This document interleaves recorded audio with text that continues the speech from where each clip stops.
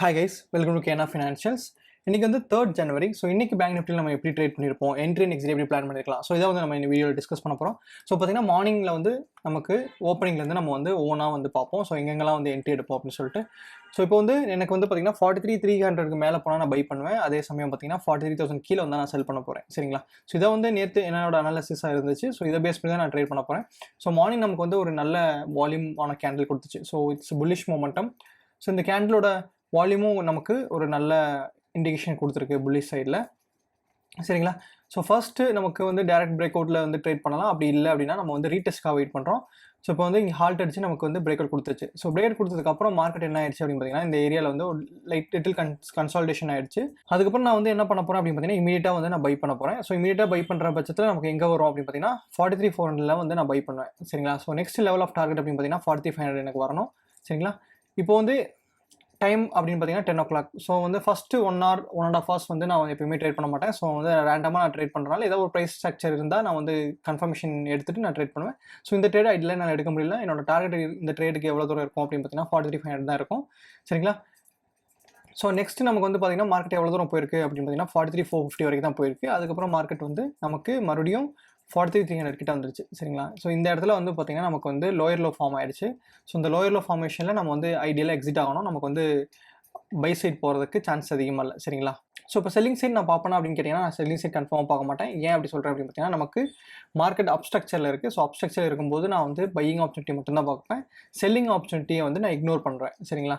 So அப்படி செல் பண்ணுற மாதிரி இருந்தாலும் நான் என்ன பண்ணுவேன் அப்படின்னா ரொம்ப ஸ்ட்ரிக்ட் ஸ்டாப் லாஸ் கிட்டத்தட்ட வந்து ஒரு 15 to 20 பாயிண்ட்ஸ் இன் ஆப்ஷன் மட்டும்தான் வைப்பேன். அது ஹிட் ஆனால் பரவாயில்லன்னு சொல்லிட்டு நான் வெளியில் வந்துடுவேன். ஸோ செல்லிங் நான் மேக்ஸிமம் இந்த மாதிரி ட்ரெண்டுக்கு அகேன்ஸ்டாக பண்ண மாட்டேன். ஸோ மார்க்கெட் இப்போ பார்த்தீங்கன்னா நமக்கு 43,300 வந்து பிரேக் பண்ணிவிட்டு மறுபடியும் கீழே வந்துட்டு இருக்கு. ஸோ கீழே வந்த மார்க்கெட் மறுபடியும் 43,200 43,150 இந்த மாதிரி ரேஞ்சில் போய்கிட்டே இருக்குது. சரிங்களா? ஸோ மார்க்கெட் மேஜராக வந்து நமக்கு அப்ஸ்ட்ரக்சரில் இருக்குது. ஸோ செல் பண்ணுறதுக்கு நமக்கு நிறைய கன்ஃபர்மேஷன் இருக்கும். ஸோ அப் சைடில் நான் பை பண்ணுறதுக்கு எனக்கு வந்து அட்லீஸ்ட் ஒரு ட்ரெண்ட் லைன் பிரேக்கோ அல்லது வந்து ஒரு டபுள் பாட்டமோ ஃபார்ம் பண்ணால் நான் வந்து ஈஸியாக வந்து பை சைட் போவேன். அப்படி இல்லைனா என்னால் போக முடியாது. சரிங்களா? ஸோ ஸ்டில் வந்து இது வந்து என்ன கன்சிடர் பண்ணுறேன் அப்படின்னு பார்த்தீங்கன்னா ஒரு சைட்வேஸ் மார்க்கெட். பட் சைட்வேஸ் மார்க்கெட்லையும் நமக்கு வந்து ஸோ இந்த செட் ஆஃப் கேண்டில்ஸ் நீங்கள் அப்சர்வ் பண்ணி பார்த்தீங்கன்னா இது வந்து ஒரு அப்டர்ன் மார்க்கெட். ஸோ இந்த அப்டர்ன் மார்க்கெட்டில் நான் வந்து செல் பண்ண முடியாது. சரிங்களா? நம்ம இன்னொன்று என்ன பண்ணலாம் அப்படின்னு பார்த்தீங்கன்னா நம்ம வந்து ஈஸியாக இங்கே ட்ரெண்ட் லைன் ஈஸியாக வரையலாம். ஸோ ட்ரெண்ட் லைன் நம்ம கனெக்ட் பண்ணும்போது இந்த மாதிரியான ஒரு ட்ரெண்ட் லைன் வரும். ஸோ ஆப்வியஸாக வந்து மார்க்கெட் நமக்கு ட்ரெண்ட் லைன் சப்போர்ட் எடுத்துருச்சு. ஸோ இங்கேருந்து மார்க்கெட் மேலே போகிறதுக்கு சான்சஸ் அதிகமாக இருக்குது. ஸோ அப்படி கன்சிடர் பண்ணும்போது நான் வந்து இங்கே என்னால் பை பண்ண முடியல. ஏன் அப்படி சொல்கிறேன் அப்படின்னு பார்த்தீங்கன்னா ஆல்ரெடி 43,300 பிரேக் பண்ணிடுச்சு. ஸோ இந்த இடத்துல ரெசிஸ்டன்ஸ் எடுத்துருச்சு அப்படின்னா நான் வந்து இங்கேருந்து ஸ்மால் டார்கெட் தான் எனக்கு இருக்கும். ஸோ எனக்கு பெருசாக ஆப்ஷன்ஸில் வந்து வாலட்டிலிட்டி கிடைக்காது. ஸோ அதனால் இந்த சிக்னலையும் நான் இக்னோர் பண்ணிட்டேன். பட் இது வந்து ஒரு பை சிக்னல் தான். நீங்கள் வந்து ட்ரெண்டுக்கு அகேன்ஸ்டாக போகலன்ற பட்சத்தில் ஈஸியாக அந்த பை சிக்னல் எடுக்கலாம். ஸோ ஃபர்தர் கன்ஃபர்மேஷன் என்ன பண்ண போகிறேன் அப்படின்னு பார்த்தீங்கன்னா எனக்கு வந்து ஒரு ட்ரெண்ட் லைன் இருக்கணும். அந்த ட்ரெண்ட் லைன் பிரேக் பண்ணிருச்சு அப்படின்னா நான் வந்து எடுக்க போகிறேன். சரிங்களா? ஸோ அதான் நான் பண்ண போகிறேன். ஸோ பார்த்தீங்கன்னா எனக்கு நல்ல ரிஜெக்ஷன் ஃபார்ம் ஆயிடுச்சு அந்த ட்ரெண்ட் லைனில். ப்ளஸ் 43,300 வந்து ஒரு ரெசிஸ்டன்ஸ் லெவலில் இருக்குது. ஸோ அதற்கு ஒரு ரிஜெக்ஷன் மைனர் ரிஜெக்ஷன் ஃபார்ம் ஆயிருக்கு. சரி, நோ ப்ராப்ளம். ஸோ ஃபர்தராக எதுவும் கீழே வருதான்னு பார்க்குறேன். ஸோ ஃபர்தராக மார்க்கெட் கீழே வரல. ஸோ இந்த க்ரீன் கேண்டலில் வந்து நமக்கு மேலே பிரேக்கெட் கொடுத்துச்சு. ஃபர்தராக அடுத்த கேண்டிலும் நமக்கு மேலே பிரேக்கெட் கொடுத்துச்சு. ஸோ எக்ஸாக்டாக 140 கேண்டில் பார்த்தீங்கன்னா ஒரு நல்ல வால்யூமோட நமக்கு பிரேக்கெட் கொடுத்துருச்சு. ஸோ இதான் வந்து நான் குரூப்பில் சொல்லியிருப்பேன். ஸோ இப்போ இதுதான் வந்து என்னோட என்ட்ரி. ஐடியல் என்ட்ரி வந்து இதுதான். ஸோ இதான் வந்து என்னோட என்ட்ரி லெவல். என்னோட ஸ்டாப் லாஸ் அப்படின்னு பார்த்தீங்கன்னா கீழே. என்னோட டார்கெட் அப்படின்னு பார்த்தீங்கன்னா இந்த டேயோட ஹை தான் எனக்கு டார்கெட். ஸோ 43,450 வரைக்கும் தான் எனக்கு மார்க்கெட் போகிறது சான்சஸ் இருக்குது. ஸோ அதுதான் வந்து என்னோட ஐடியல் லெவல் ஆஃப் டார்கெட். இப்படி தான் வந்து நான் இன்னைக்கு பொசிஷன்ஸ் எடுத்தேன். ஸோ இதுலேருந்து நம்ம வந்து என்னோட லைவ் பொசிஷன்ஸை பார்ப்போம். சரிங்களா?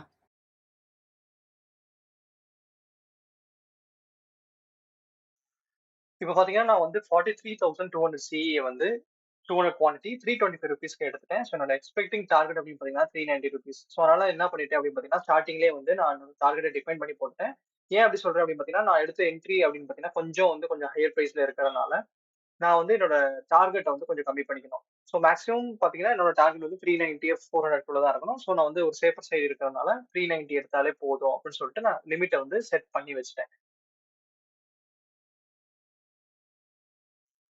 ஒன்ஸ் நம்ம வந்து டார்கெட் செட் பண்ணிட்டோன்ற பட்சத்துல நம்ம எப்பயுமே வந்து அந்த ட்ரேடை வந்து ஹோல்ட் பண்ணணும். சரிங்களா? இப்போ வந்து நமக்கு 30 to 40 பாயிண்ட்ஸ் பிளஸ்ல இருக்கும்போது நம்ம என்ன பண்ண போறோம் அப்படின்னு பாத்தீங்கன்னா நம்ம ஸ்டாப் லாஸ் வந்து பிரேக் ஈவன்ல வச்சுக்கிறோம்.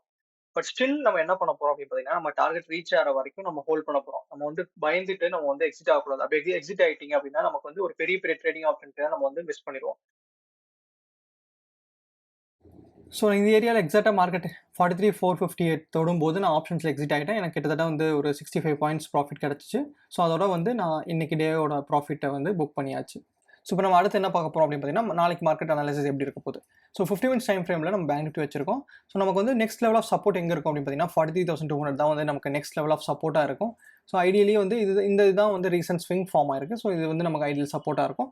மேலே அப்படின்னு பார்த்தீங்கன்னா நமக்கு 43,500 தான் வந்து ஒரு நல்ல ரெசிஸ்டன்ஸ்.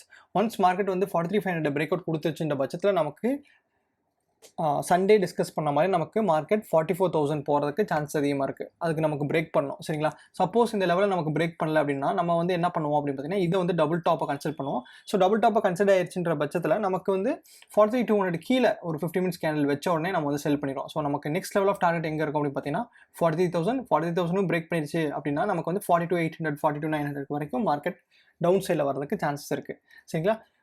ஸோ இதான் வந்து நாளைக்கான பேங்க் நிஃப்டியோட அனாலிசிஸ். வீடியோ பிடிச்சிருந்தா லைக் பண்ணுங்கள், ஷேர் பண்ணுங்கள், சப்ஸ்கிரைப் பண்ணுங்கள்.